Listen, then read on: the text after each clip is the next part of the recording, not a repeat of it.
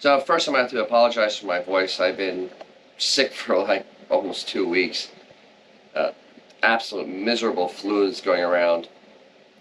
And kind of been trying to make this video for a while. But here I am anyway. So what we're talking about today is, what is a muscle car? Because Stellantis is running around with this appliance that they call a charger, and they're trying to call it the world's first electric muscle car. And that is, it's insulting to car guys. It's insulting to muscle cars. It's just insulting to your general intelligence.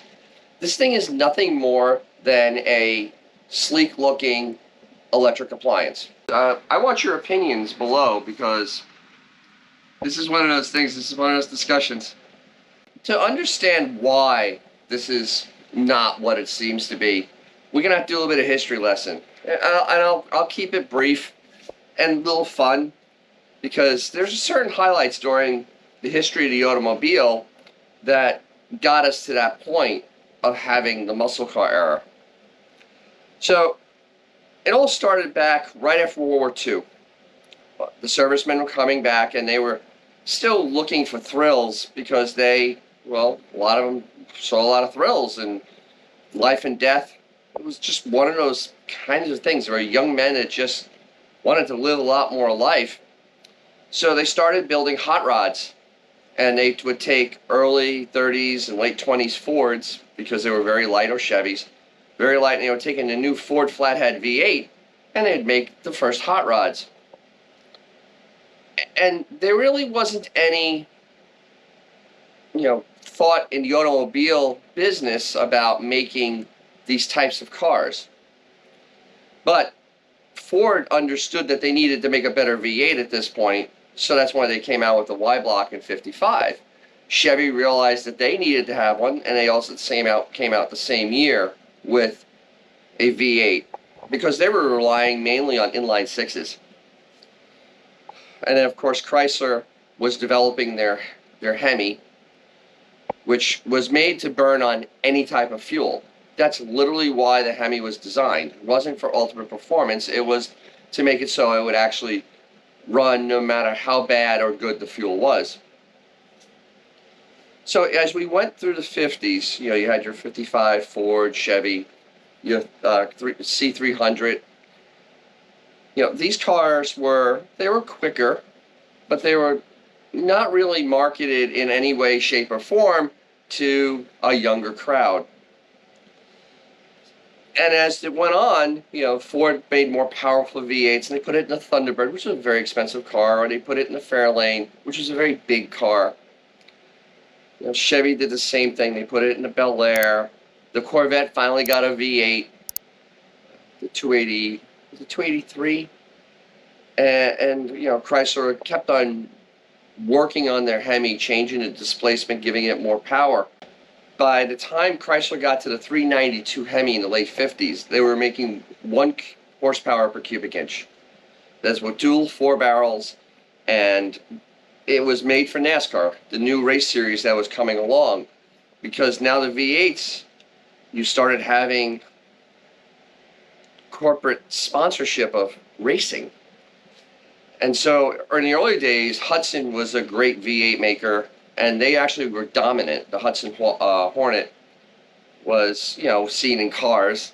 That was, what they were racing. They won a lot of races. Chrysler used their 300 as a race car. But none of these cars were made for young people. They were all, anything with the bigger V8s with higher horsepower was a very expensive car. As we go into the dawn of the 60s, Chrysler abandons their Hemi development, and they started making B engines and RB engines. They didn't make big blocks and small blocks. They made RB and B engines. And then they had the polyspherical, which was kind of a cheaper, less complex version of a Hemi. And the culmination of that RB series was the Max wedges in the early 60s. And these engines were extremely powerful, wedge-based drag race engines, and also for NASCAR. But with that, the cars themselves, and this is what a 62 Plymouth looked like, they still didn't register with young people. And that's the key with a muscle car. It is aimed at a younger demographic, 35 and under. And no matter what Ford, General Motors, or Chrysler, or AMC, or Hudson, or any of those companies had, they weren't aimed at the youth until 1964, where John DeLorean, yes, that John DeLorean, the guy that started the DeLorean thing with the wing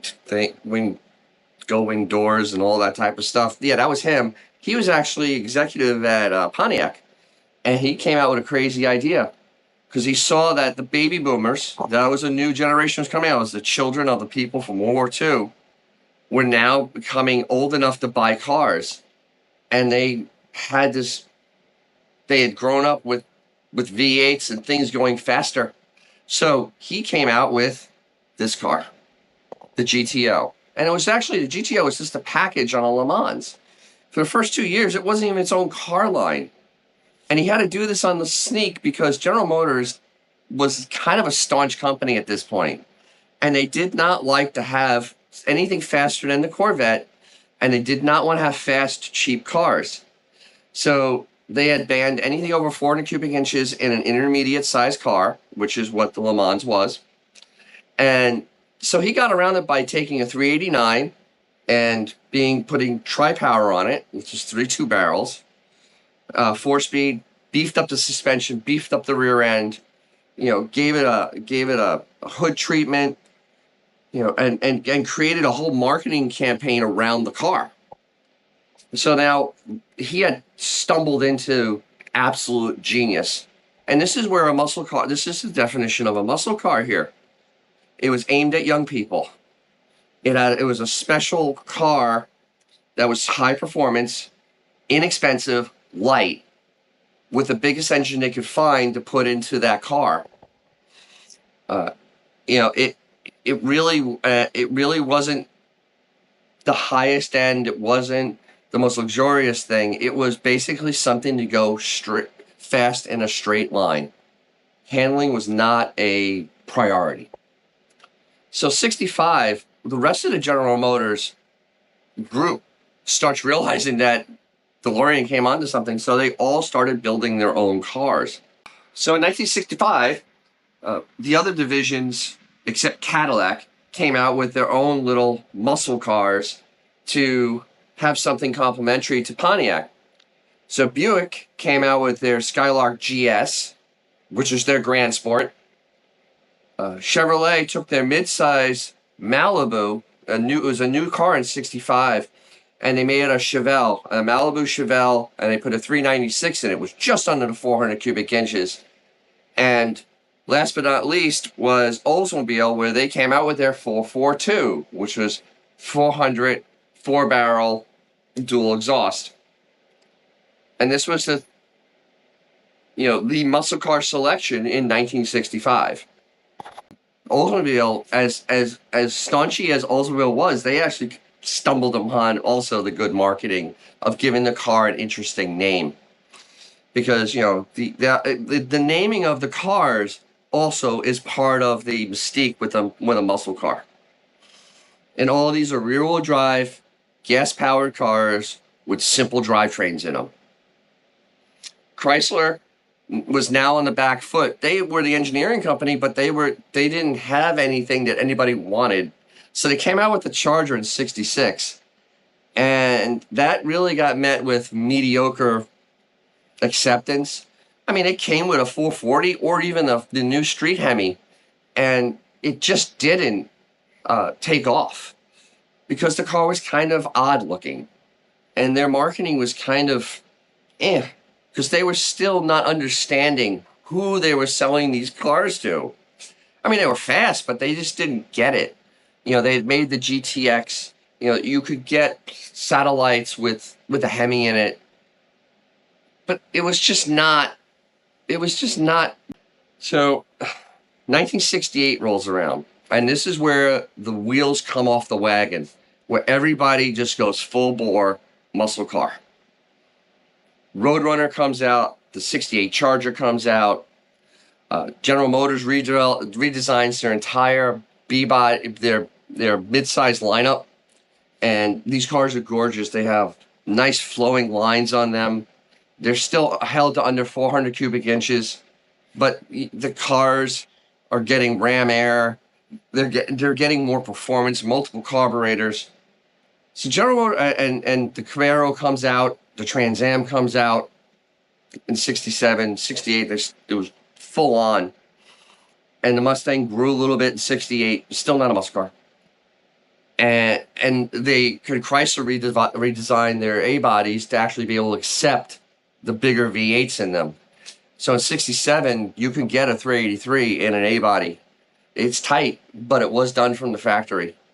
And in 68, it was much more available. By 69, you actually could get a 440 in a A body. So all these cars were marketed to younger people. They had striping packages on them. The Roadrunner had a beep beep horn. The Charger was sold on sex appeal. It was honestly a truly creative time. 69, it keeps on improving. Then 1970, General Motors pulls the limitations off, and you could put anything in a mid-sized car. And that's when they came out with their 455 and their 454s. So 70 was the peak of muscle car. And then you had 71 where it continued, and then 72 is basically the end, the last year of the muscle car. They'd already changed the way that you calculated it. The Hemi had now gone away from the street. But you could still get high-performance cars, just need to be tuned a little bit more to be as good as the ones from 1970. This Charger body style. And then the muscle car era died. It died because of insurance. It died because of gas crisis. It had its place, and then it just went away. There was a small revival in the mid 80s because the 70s were not. There was nothing. But then that went away because the price of cars started going too high, which now leads us to, has there been any muscle cars in the last 30 years? No. There have been no muscle cars in the last 30 years. A muscle car is a cheap car aimed at young people with the biggest engine available, with no frills, and made to go fast in a straight line. Usually with some sort of specialty packaging. And honestly, nothing. First of all, the four-door Charger Coronet thing, that is not a muscle car. It's a four-door. It immediately is no longer, that's not a muscle car. The other thing is the Challengers. No, they're expensive, they're heavy, they're full of technology. That is not a muscle car. Not by any stretch of the imagination. It is a high-performance car, but it is not a muscle car. Same with Mustangs. Not a muscle car. So, yeah, it leads us to the EV garbage. These things will never be muscle cars. There's nothing about them that truly makes your soul come alive. A V8 actually has a rhythm to it that mimics your heartbeat. It really does. And if next time you stand next to a V8 that's idling, you'll start feeling that rhythmic pulse. EVs don't have that rhythmic pulse. They have nothing. They're very boring, kind of bland, uninteresting appliances. And that's why I call them appliances. There's nothing, they have no soul. There's no, a microwave can cook a steak in 1/10 the time that you could do on a barbecue. But you know what? The steak will suck. Just because something is technically faster doesn't make it any better. It just did it faster.